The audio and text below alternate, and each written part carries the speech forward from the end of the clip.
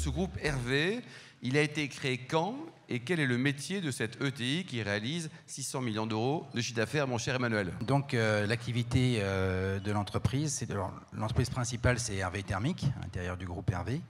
Et notre métier principal c'est tout ce qui touche aux économies d'énergie en lien avec tous les lots techniques du second œuvre du bâtiment. Donc le chauffage, la ventilation, le traitement d'air, le froid commercial, le froid industriel, les piscines, la couverture, le bardage, l'isolation, l'étanchéité, l'électricité, courant fort, courant faible, les énergies renouvelables avec le photovoltaïque, les bornes de recharge électrique, etc. etc., etc. Et l'entreprise donc, a été créée par qui? L'entreprise a été une entreprise familiale. Mon grand-père a créé son activité en 1934. Dans les Deux-Sèvres, d'où je viens. Et ensuite, mon père a créé Hervé Thermique avec une partie de l'activité de mon grand-père en 1972.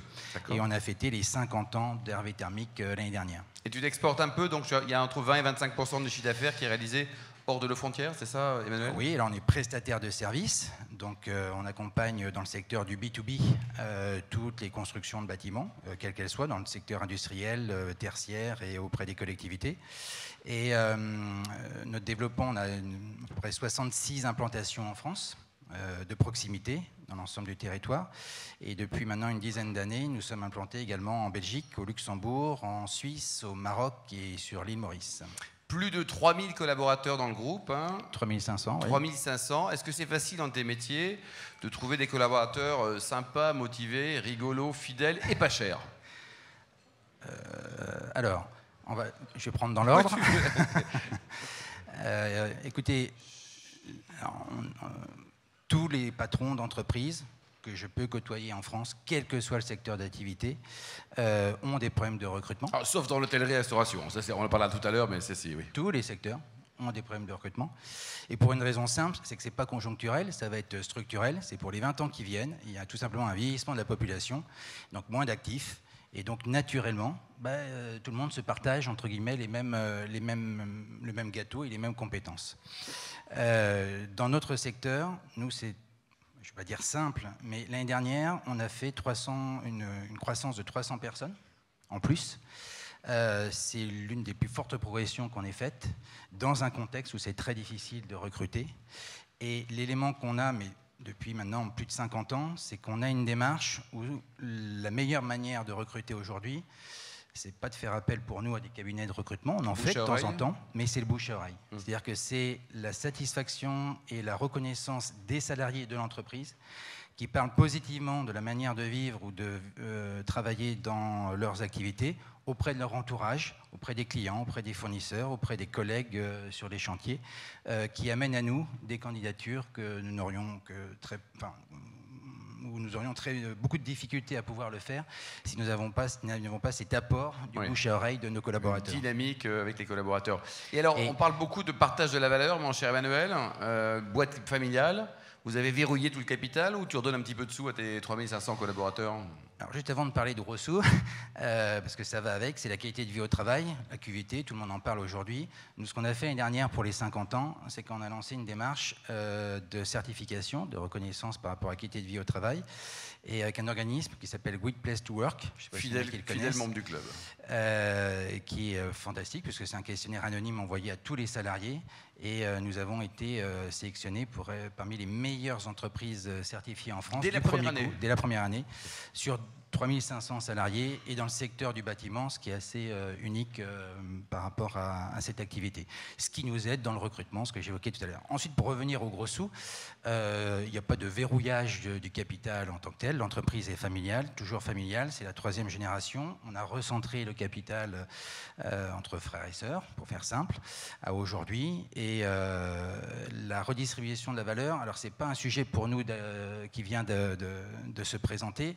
Depuis des années, pour faire simple, grosso modo, sur le résultat de l'entreprise, un tiers partait en impôts, on est à 25% aujourd'hui, un tiers restait dans l'entreprise et un tiers était redistribué à l'ensemble des salariés sous forme d'intéressement, de participation, les primes PPV aujourd'hui, etc. Et ça de tout temps, ça fait 50 ans qu'on fait ça. Et la partie du résultat qui reste de l'entreprise est systématiquement réinvestie pour pouvoir entreprendre, prendre des risques, faire des erreurs. Et puis préparer l'avenir. Et surtout investir sur les métiers d'avenir, puisqu'on est dans un monde et avec toute l'intelligence artificielle qui arrive, et la courbe est exponentielle aujourd'hui. Tous les métiers vont être touchés, et les nôtres aussi. Et le plus important, c'est de donner la capacité à entreprendre, non pas aux patrons, mais aux salariés de l'entreprise. Donc de leur donner le maximum de liberté pour s'organiser dans leur travail, pour être responsable de la relation client et d'avoir envie de travailler de manière coopérative. Et avec ces 3 éléments-là, on arrive à lancer une dynamique assez forte. Et la stratégie de développement ne vient pas de ma part avec mon comité de direction, mais vient de l'accompagnement capitalistique qu'on apporte à l'envie d'entreprendre de nos salariés. Si on est allé à l'étranger, si on rachète des entreprises, si on s'implante quelque part, si on crée un nouveau métier, c'est parce qu'on a des salariés qui nous font remonter leur motivation et leurs envies, et on est là pour les accompagner. Ton papa était le président de la boîte, on l'a accueilli, il était un fidèle du club également. Il t'a passé le flambeau facilement, fait partie des vieux dirigeants, dictateurs qui te regardent pour savoir ce que tu fais? Non, pas du tout. Dans notre fonctionnement, j'ai que 3 niveaux hiérarchiques, 3500 personnes. En fait, je ne suis pas une grosse entreprise de 3500 personnes, je suis organisé d'un point de vue managérial en 260 petites entreprises de 10 à 20 personnes. Ça, c'est très bon pour les syndicats, ça, non? C'est un management à taille humaine. C'est très recherché parce que les salariés connaissent leurs responsables de proximité, ont la capacité de pouvoir tous les mois s'exprimer par rapport à leurs besoins et les problèmes d'organisation. Et ces 260 structures, je les regroupe ensuite à nouveau une quinzaine de managers avec un manager de région, et j'ai sous ma responsabilité 17 managers de région. Et aux 3 niveaux hiérarchiques, il y a une cooptation du manager qui est faite par les N-1 qui choisissent leurs responsables, mais également les futurs pairs, collègues du manager et le responsable hiérarchique, donc une triple cooptation. Et en ce qui me concerne, en 2009, c'est ce qui s'est passé. J'avais un avantage parce que je m'appelais Hervé dans l'entreprise, donc c'était forcément un atout. Pas avantage, c'est pas forcément d'ailleurs, il y a les deux côtés. Bien sûr, mais malgré tout, ça aide. Mais dans le cadre de notre organisation, si je n'avais pas eu la cooptation et la reconnaissance des managers qui allaient être sous ma responsabilité, je ne serais pas passé en responsabilité au niveau du groupe. Alors avant de parler du grand repas... Ce qui donne une force, c'est-à-dire que la reconnaissance à tous les niveaux ne vient pas de la hiérarchie, mais de ces N-1. Et ça libère les managers de la nécessité de paraître pour des petits chefs, parce qu'ils sont portés par leurs équipes. Et ça change complètement la manière de manager. Thierry, tout à l'heure on parlait de la question à Byron côté rugby. Toi, la cuisine, c'était naturel, c'était génétique? Toute ta famille était déjà de la partie, si je puis dire? Non, rien. Il n'y avait personne qui était lié au monde de la cuisine ni au monde de l'alimentation. Mon père était un monsieur du bâtiment, mon grand-père un monsieur du bâtiment aussi. Et maman faisait tout autre chose, donc ça n'a rien à voir avec la cuisine. Pourquoi la cuisine? Alors, tu as eu un déclic un jour? Non, complètement par hasard. J'étais apprenti pâtissier. Je vous passe sur la période scolaire parce que là, je vais être ridicule. Donc je sors de l'école primaire, ça va pas plus loin. C'est déjà un début. On me propose une orientation très rapide dans la mécanique générale. On piquait des mobylettes, on ne savait pas les remonter, ça pouvait nous servir, mais ce n'était pas ce qu'on nous proposait, c'était plus généraliste que ça. Et du coup, pour plein de raisons, j'ai choisi de quitter le quartier où j'étais et je suis rentré chez les Compagnons des Devoirs. Et j'ai appris le métier de pâtissier. Ça, c'était par choix, parce que j'aimais le dessin. Et j'ai commencé par la pâtisserie. Ensuite, j'ai fait un passage aux armées, avec un mandat armée de terre. Et ensuite, par le plus grand des hasards, je suis arrivé dans le monde de la cuisine en Australie. Et mon fait d'armes en Australie, en cuisine, c'était que j'étais français. C'est juste la confiance qu'on m'avait donnée. C'est bien ça. Oui. Et du coup, je me suis intéressé à la cuisine. 3 hommes m'ont aidé à réaliser finalement ce rêve que je découvrais.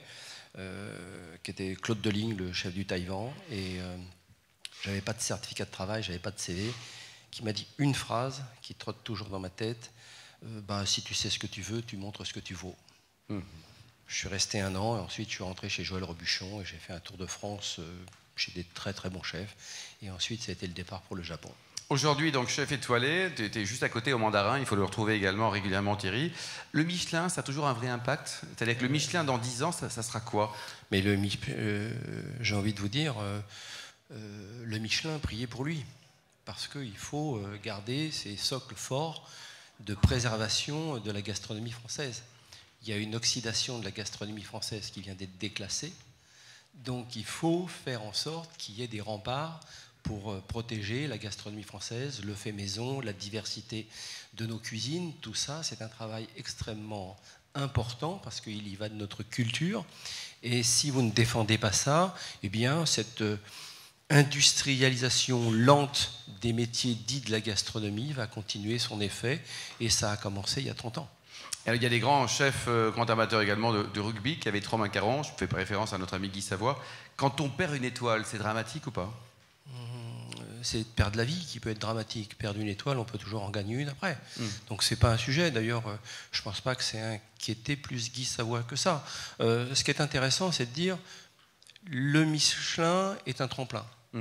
À un moment donné, est-ce que vous faites de ces étoiles votre marqueur fort ou vous créez votre propre marque?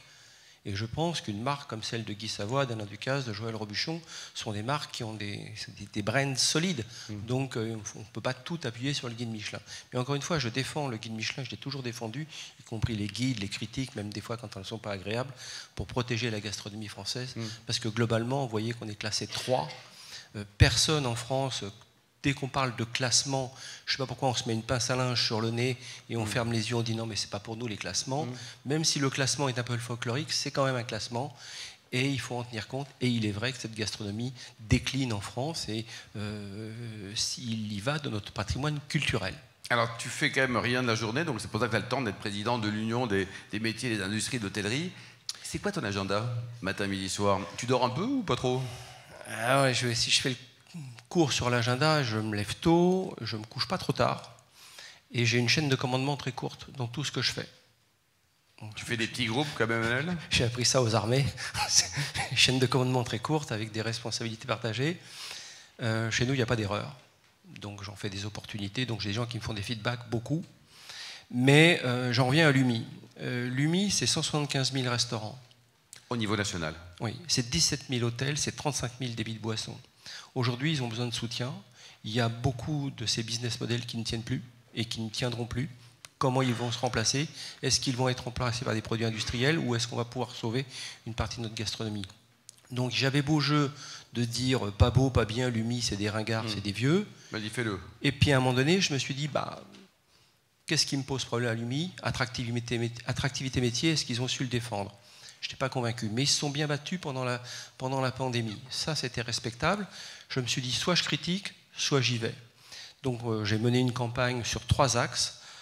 Communication interne et externe de nos métiers, attractivité métier, je vous rappelle qu'il manque 250 000 postes dans nos métiers, et impact environnemental, et on travaille évidemment avec l'AREM sur la rénovation, la création de catégories, et puis une 5e catégorie dans le monde de la location saisonnière, et puis de voir ce qui nous dérange. Aujourd'hui, j'ai une ubérisation du travail, il me manque 250 000 postes, mais j'ai une ubérisation du travail qui va devenir déréguler complètement notre métier. Ensuite, on a un problème de toit. Tout à l'heure, j'étais dans la réunion, je n'ai pas osé lever la main. Oui, mais tu aurais pu. Globalement, un toit, un emploi. Aujourd'hui, un saisonnier, quand il n'a pas de toit, il ne viendra pas. Donc il faut réfléchir à ça. Et puis la mobilité, on a un vrai problème de mobilité en France. Il y a beaucoup d'emplois saisonniers qui ne sont pas pris. Donc il va falloir regarder plein de choses. Il va falloir s'asseoir avec les OS, avec les OP, et il va falloir s'asseoir avec le régalien pour peut-être repenser une convention collective qui correspond à la société dans laquelle on est. Aujourd'hui, on a énormément de gens dans nos métiers qui nous disent « je n'aurai pas un rapport sacrificiel au travail ». Donc trouvez-moi un aménagement. Quel que soit l'âge des personnes? Quel que soit, à chaque fois on me dit non, c'est les jeunes. Non, c'est pas les jeunes, j'ai un problème avec tout le monde. Et je crois qu'il faut s'asseoir tranquillement, posément, et sans idéologie, et de se dire il faut repenser un petit peu notre société telle qu'on la veut, comme notre gastronomie telle qu'on la veut. Et voilà pourquoi je me suis battu sur ce programme à l'UMI en 3 points, comme je le dis, et j'espère que sur ces 4 ans de mandature, pouvoir au moins étayer ces 3 grands chantiers. Pendant la Covid, le gouvernement a fait au moins 2 choses sympas, considérer les cavistes comme commerce essentiel et aider quand même massivement les restaurateurs, non? Il a aidé massivement les restaurateurs, c'était ça ou la mort de toute façon, il fallait en tenir compte. Maintenant, on a redémarré, plutôt bien, on n'est pas encore dans les chiffres de 2019, mais les tickets moyens augmentent. Mais est arrivé après la crise Covid, la crise de l'énergie, x3, voire x10 des fois pour certaines entreprises. Ça, c'est un combat encore actuel auprès de Bercy. Ensuite, l'augmentation des coûts des matières premières, l'augmentation de la grille des salaires, ça il fallait le faire, mais on n'était pas en condition de le faire, mais on l'a fait quand même. Et aujourd'hui, ça a mis en fragilité beaucoup d'entreprises.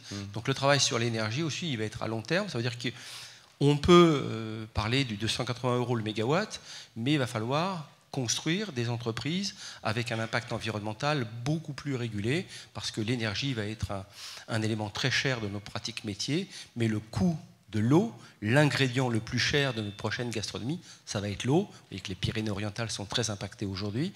Donc ça veut dire que tous ces éléments-là, ça peut paraître un peu folklorique de défendre l'idée d'un syndicat de professionnels, tout ça, en étant dire mais qu'est-ce qu'il fout là, c'est quand même des casseroleurs entre eux. Oui. Ben non, c'est des entreprises, c'est des ETI, c'est des PME. Des PME, des fois, qui sont de petites PME, qui n'ont pas les mêmes droits que les ETI, et notamment, on l'a vu sur l'énergie. Donc aujourd'hui, c'est des crises qui sont assez difficiles, et sur les 175 000 restaurants, on va en perdre quand même beaucoup. Et sur les rémunérations, c'est aussi un poste important, hein, c'est lié à tout le reste. Le pourboire, on ne donne pas beaucoup de pourboire. Là. Je crois que c'est Éric Fréchon qui en parlait en disant augmentons ou obligeons les gens à avoir un peu de pourboire. Alors, faisons tourner le black. Non, alors il y a des lois. Alors dès qu'on veut mettre une loi sur quelque chose qui est un peu opaque, ça devient compliqué. Le pourboire était quelque chose. En fait, le chef d'entreprise sur le pourboire fermait les yeux et disait j'ai rien vu. Non, on n'a rien vu. Donc maintenant, il faut déclarer, il faut avoir un cahier de pourboire. C'est complètement ridicule, ça n'a plus aucun sens. Aujourd'hui, on peut donner des pourboires avec nos cartes bancaires, donc tout ça va mieux, mais ce qui inquiète toujours le salarié, c'est de dire est-ce qu'il va falloir qu'à un moment donné que je déclare mes pourboires.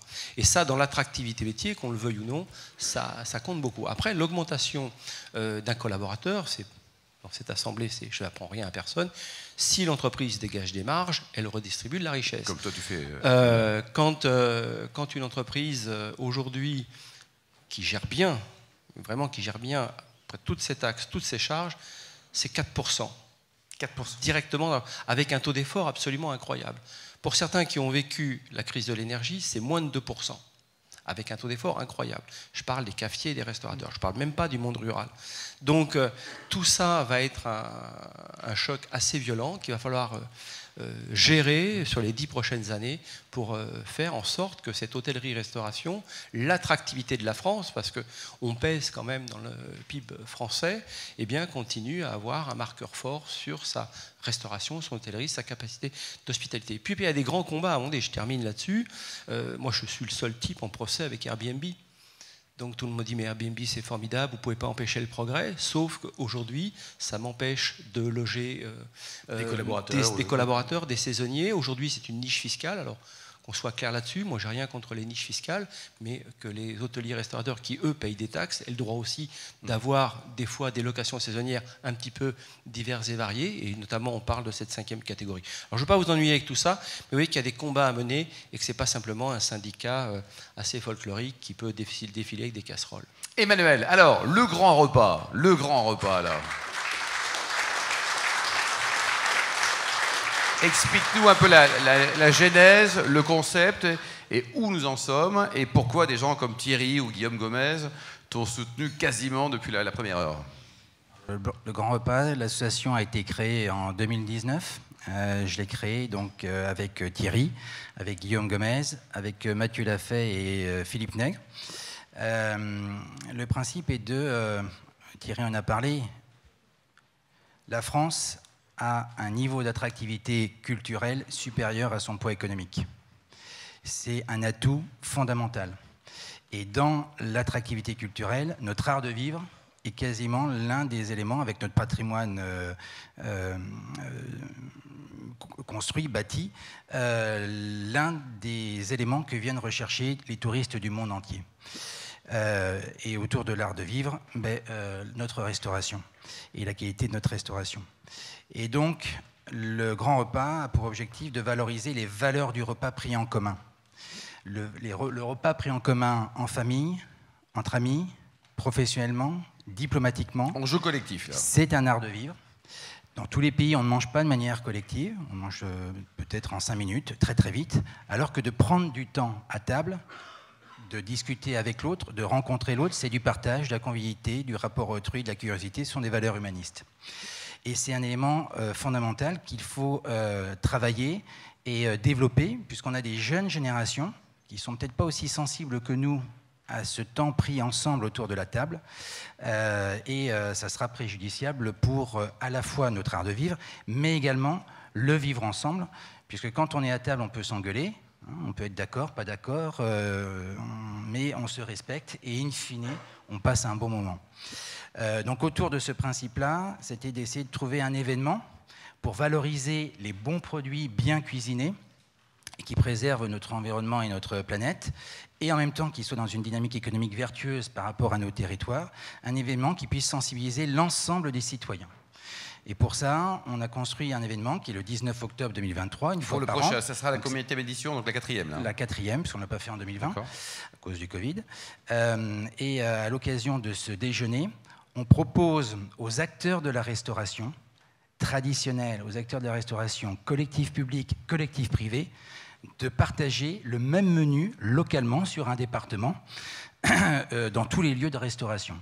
Donc on va toucher les écoles, les maternelles, les collèges, les lycées, les universités, les hôpitaux, les maisons de retraite, les restaurants d'entreprise potentiellement, les restaurants traditionnels, les restaurants associatifs, partout où les citoyens vont habituellement se restaurer. Et à cette occasion, ils partagent donc un même menu localement, à base de produits locaux, circuits courts et de saison. Et en même temps, on essaye donc de sensibiliser sur tous les enjeux qui vont avec cette thématique, à savoir le bien-être, la santé, l'éducation au goût, les circuits courts et les produits locaux. Les échanges aussi. Et l'anti-gaspillage alimentaire. Et également, c'est un investissement qui est fait si on arrive à monter la qualité de notre alimentation. On parle d'énergie, on parle de téléphonie, on parle de plein de choses où on met beaucoup d'argent. De monter le niveau qualitatif de notre alimentation, notamment dans la restauration collective, où vont nos enfants ou la grande partie des citoyens, c'est un enjeu de société énorme et des économies pour le budget de l'État, puisque que ce soit la santé ou l'obésité ou tous ces enjeux liés à une qualité d'alimentation se récupèrent puissance 10 par rapport au petit investissement qui est à faire pour monter cette qualité d'alimentation dans tous les lieux de restauration. Thierry, quand Emmanuel est venu te voir il y a quelques années, il y a 4 ans, tu as écouté, tu as dit j'y vais, Banco, c'est une super idée, il faut soutenir. Non mais il n'y avait même pas de doute. Enfin, je ne veux pas opiner du bonnet ou dire c'est encore un truc qui va faire un truc branché. Pas du tout. Au contraire, je me suis dit c'est très important. Pourquoi ? Un, ça a été évoqué, la commensualité. Vivre ensemble, manger ensemble. Ça, c'est ce qui paraît évident. Deux, arrêter d'être des consommateurs et redevenir des mangeurs. Ça, c'est important. Trois, redéfinir ce que c'est qu'un bon produit. Son impact social, son impact environnemental et son impact nutritionnel. Tout ça, on peut le faire pendant le grand repas. On peut faire passer ces messages-là. Et c'est très intéressant parce que c'est un peu la stratégie du sachet de thé. Vous avez un bol d'eau chaude et on trempe, et on ressort et on trempe, mais vous diffusez. D'année en année, on diffuse. Le fait de dire, par exemple, on choisit des fois des produits comme Bleu Blanc-Cœur. Pourquoi Bleu Blanc-Cœur ? Parce que c'est une agriculture régénérative. Qualité des sols, bien-être animal. Dans ce bien-être animal, on a des animaux de qualité et un produit de qualité. Son impact social de cet ingrédient, son impact environnemental et son impact nutritionnel. Pourquoi en plus le faire ? Parce que c'est un combat politique. L'alimentation est un combat politique, qu'on le veuille ou non, dans le sens étymologique du terme. On ne veut pas être élu, mais dans le sens étymologique du terme. Donc, dans ce combat politique, c'est de réparer ou de faire en sorte de pouvoir améliorer, de combler cette fracture sociale. Sur cette fracture sociale, aujourd'hui, nous avons une alimentation à 2 vitesses. Nous avons une alimentation pour des gens qui vont bien, et tant mieux, et qui ont un reste à vivre suffisant pour choisir et comprendre ce qu'ils mangent, et puis des personnes qui aujourd'hui sont dans une super consommation de produits ultra transformés, et les impacts, on les voit sur des gens des fois les plus précaires, les plus fragiles, l'impact de l'obésité, les diabètes de type 2, dans des peuples, et dans ce peuple dont je fais partie d'ailleurs, qui devient plus un peuple sédentaire, qui devient un peuple immobile. Je suis devant Netflix, je suis Netflixé, je commande ma pizza et je la mange sur les genoux. Donc, c'est dramatique. Mais dans ce combat du bien manger, de ce grand repas, il y a aussi le dire, mais levez-vous et vous aurez la gastronomie que vous méritez. Et à chaque fois, vous tombez dans la bonne vieille rhétorique, oui, mais c'est trop cher, ou c'est trop long. Ça, c'est les années 70, c'est cette théorie du low cost. Vous renoncez à la qualité et je vous fais des petits prix. Ça a été mortifère pour notre alimentation. Donc aujourd'hui, il faut combattre ça. Pour le combattre, il faut le faire gaiement. Le grand repas est un moment où on se rassemble, on n'est pas là pour donner des cours, on mangeait ensemble, et essayer de comprendre ce que c'est que de se restaurer, de se faire du bien. Aristote disait sur la cuisine, il disait, c'est simple, c'est plaisir, bien-être, santé. Et ça, c'est un des éléments fondateurs du pourquoi j'ai dit oui au grand repas et qu'un certain nombre de professionnels étoilés, non étoilés, bistrots, débits de boissons, peu importe, les intérêts supérieurs ont intérêt à rejoindre ce grand repas, et notamment ce qui a été évoqué pour des gens qui nourrissent nos enfants, qui nourrissent nos entreprises. On a parlé tout à l'heure d'attractivité au travail, mais refaisons une bonne, vraie cantine. Moi, j'ai vu ma cantine se dégrader le jour où j'ai mis des frigos connectés. Ah bon? Chacun pour soi son petit plat. Ben moi, je préférais quand l'équipe me piquait une double ration d'un plat qu'ils aimaient bien, mais au moins, ça créait de la commensalité, de la convivialité. Et c'est important de garder ça dans cette idée du vivre ensemble. Et le grand repas, c'est ce message-là. C'est simple, ça peut être une cantine scolaire, ça peut être un restaurant d'entreprise, ça peut être un restaurant hospitalier, ça peut être un bistrot, comme je viens de l'évoquer, mais tout le monde doit se sentir concerné par ce combat politique, pas simplement de la gastronomie, qui est un épiphénomène de l'alimentation, mais de notre alimentation, qui fait quand même qu'on arrive à vivre ensemble et en bonne santé. Et vous tenez compte des tendances, les véganes, par exemple, tous ces gens bizarres, là? Peu importe, c'est-à-dire que ce n'est pas forcément des gens bizarres, c'est des fois des gens qui ont un regard sur l'alimentation qui est différent. Je suis végétarien, je ne remets pas en question. Je considère aujourd'hui qu'on doit moins manger de viande. Donc je propose toujours de se dire, bon allez, on peut peut-être arrêter le bœuf carotte, mais pourquoi pas le bœuf carotte, oui. Mais pourquoi pas le carotte bœuf? Oui. Et 80-20 serait très très bien. Vous voyez, même l'OMS dit ça, 80 grammes de viande par semaine pourrait suffire pour une construction protéinique. Donc tout ça, c'est les médecins qui ont ces rapports-là, et aujourd'hui, on est conscients tous de ça. Mais il faut réparer cette fracture alimentaire qui est mortifère aujourd'hui en France, en croyant à cette théorie du low cost. Emmanuel ? Par rapport à ta question, les véganes, les végétariens, etc., il n'y a aucun problème. Les valeurs du repas, c'est surtout pas d'exclure. On n'exclut personne. Donc si on commence par exclure, on tient compte de tout le monde, et c'est l'intérêt de cette démarche, c'est que le jour J, quel que soit votre lieu de restauration sur un département, si les acteurs de la restauration participent, ils proposent le même menu. Et donc, que vous soyez riche ou pauvre, actif, inactif, dans le privé, dans le public, retraité ou jeune, etc., vous allez partager autour d'une table virtuelle sur un département le même moment, le même événement. Vraie communion. Et que vous soyez, si vous êtes végétarien, vegan, etc., on offre de la souplesse pour pouvoir décliner le menu avec bon sens pour que ça puisse toucher le maximum de citoyens. Emmanuel, donc l'an passé, c'était de mémoire 21 départements concernés, 400 000 personnes. Oui. C'était déjà un grand succès. Qu'est-ce que tu veux attendre des dirigeants d'entreprise qui sont présents ici? Comment on peut t'aider? On voit que Thierry apporte sa pierre à l'édifice massivement et beaucoup d'implications. Qu'est-ce qu'on peut faire? Alors c'est très simple. Là, c'est le Wine Business Club. Ce dont on a besoin, vous pouvez verser tout l'argent que vous voulez, il n'y a pas de problème. Il y a une fondation, c'est ça? Non, pas une fondation, c'est une association à but non lucratif. Donc on peut aider financièrement? On peut aider, ça, c'est important. Même modestement. Toutes les contributions sont les bienvenues. Mais au-delà de ça... mais ils sont très riches, tout ça. Oui, pas de problème. Oui. Mais au-delà de ça, c'est surtout de faire jouer votre relationnel, vos contacts, avec, dans les départements, on n'est pas encore dans tous les départements, on n'a 21 pour l'instant. Aucune communication. Et on souhaite que ce soit un événement qui se diffuse par le bouche à oreille. Mais un événement qui touche 400 000 citoyens, sans aucune communication, sur 20 ou 30 départements. Notre objectif, c'est d'arriver à la totalité des départements français. On avait l'île de la Réunion aussi l'année dernière qui était active dans l'événement. Le jour où on a tous les départements français, on dépasse le million de citoyens qui partagent un même événement sur une même journée. Ça n'existe pas en France. Le Tour de France, c'est sur 15 jours ou 3 semaines. Donc c'est quelque chose qui va prendre une dimension extrêmement importante.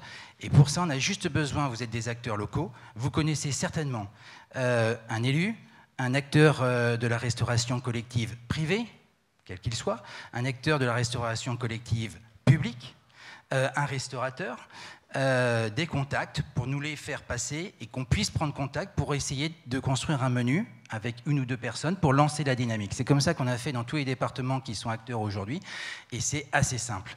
Par contre, dès qu'on est recommandé par quelqu'un qui connaît quelqu'un, le qui est député, un ami, le maire, plein de gens là. ou des acteurs qui ne sont pas forcément des élus politiques, hein, et notamment la bonne dimension que l'on a, c'est le département et la collectivité locale. Puisque dès qu'on touche les écoles, les collèges, etc., ainsi que les centres hospitaliers, les maisons de retraite, etc., ça fait tout de suite un volume d'acteurs qui vont entraîner d'autres acteurs localement. Donc tous vos contacts que vous pouvez avoir, un chef que vous connaissez localement, un ami chez qui vous allez régulièrement, étoilé, ou pas, peu importe, qui est autour quand même des valeurs de bons produits bien cuisinés. Nous sommes preneurs de ces contacts et nous allons, grâce à vous, pouvoir le faire fructifier et lancer l'action dans les autres départements qui n'ont pas encore été touchés. Notamment tout le sud-ouest de la France, c'est quand même dommage. Sud-ouest de la France. Bordeaux, le Pays Basque, etc. La Normandie. Oh, il y a certainement des acteurs qui doivent connaître des personnes en Normandie. Et puis l'Est de la France avec l'Alsace et la partie de la Moselle, etc. Bon. Mais partout où vous êtes, nous sommes preneurs de vos contacts et sans vous demander particulièrement d'argent, là, juste d'être un acteur, un passeur, un ambassadeur et un passeur de contacts pour pouvoir lancer la démarche. Et pour terminer, côté vin, une anecdote chacun pour toi, donc Emmanuel, il s'appelle Jean-Louis Chave, ce monsieur. Alors ça, c'est par rapport à nos activités dans l'entreprise. On fait des piscines, on fait aussi des tas d'activités, mais on fait des chais, traitement de l'air, bien évidemment, à Bordeaux, en Bourgogne, etc. Et dans la vallée du Rhône, Jean-Louis Chave était donc un partenaire, un client, et on était en train de faire une extension de sa cave, parce que son vin est prévendu, on ne le trouve pas dans le commerce en tant que tel, et il souhaitait conserver le vin pour le compte de ses clients, qui des fois n'ont pas les meilleures conditions pour conserver le vin. Pour le vendre prêt à boire, quoi. Voilà, qu'ils ont acheté. Et donc, on était en train de faire des travaux. Donc, sa cuisine était une cabane de chantier. Et on a fait un tunnel pour aller chez le voisin du voisin, parce que le voisin ne voulait pas qu'on fasse l'extension chez lui. Donc, on a fait un petit tunnel, voilà. C'était super, c'était génial. Je me suis retrouvé sur une après-midi et une soirée. On était 15 personnes, un peu la taille des équipes que j'ai dans l'entreprise, avec 2 clients, partenaires, des salariés d'entreprise. Et il nous a fait déguster tous ces cépages, tous ces assemblages en blanc, en rouge. Et ensuite, on a dîné dans sa cuisine, qui était la cabane de chantier, avec Chabran, qui était un chef étoilé de Valence, qui était un ami qui était venu faire la cuisine dans la cabane de chantier. Et on a passé un moment extraordinaire où je me souviens même pas de ce que j'ai mangé, mais où le tout était supérieur à la somme des parties. C'est-à-dire qu'il y a des moments comme ça où il y a une ambiance qui se crée, une alchimie, où vous passez un bon moment. Ça s'appelle le paradis, ça. Ça s'appelle, oui, une partie du bonheur, potentiellement. Et comme le dit souvent Thierry, ce sont des moments éphémères, mais qui créent des souvenirs éternels. Et toi, j'aime bien cette citation ton souvenir, Thierry m'a expliqué. D'une bouteille ou d'un vigneron ou d'une émotion. Alors, je veux dire un truc qui est terrifiant. Je bois très peu d'alcool. Je bois même quasiment jamais. Mais un jour, je travaillais à l'hôtel Landmark à Hong Kong. Et il y avait un dîner Château Latour. Et donc j'étais en cuisine. Il y a toujours un petit bureau dans une cuisine. Et le sommelier vient et le propriétaire, enfin pas le propriétaire, mais le directeur du château vient et il me dit non mais ça vous devez goûter. C'était un ordre. Et très respectueusement, j'ai pris le verre, j'ai humé, je dis waouh, c'est grand. J'ai bu, c'était effectivement tu as raison, je dis toujours donner de la mémoire à de l'éphémère. La gastronomie c'est ça, c'est donner de la mémoire à de l'éphémère. J'ai goûté, j'ai bu, je dis mais c'est exceptionnel, j'ai jamais goûté ça de ma vie. Et en regardant un peu la bouteille, j'ai rapidement jeté un œil sur l'étiquette, c'était un Latour 82. Ouh là là. Et j'avoue que Latour 82, je suis resté assis un petit moment. Alors, en plus, comme j'ai pas l'habitude de boire de l'alcool, je suis resté assis sur ma chaise. Physiquement. Mais physiquement, j'étais sur ma chaise, mais j'ai regoûté et c'était vraiment un moment. Je me revois encore quand j'ai goûté ce vin. Richard Equebus, qui était le chef exécutif du Landmark, était là, on buvait ça, on se regardait et on n'avait plus rien à se dire. Ça, c'est magique. Ça, c'est magique. Le grand repas, il faut les aider. Merci beaucoup, Emmanuel. Merci Thierry également.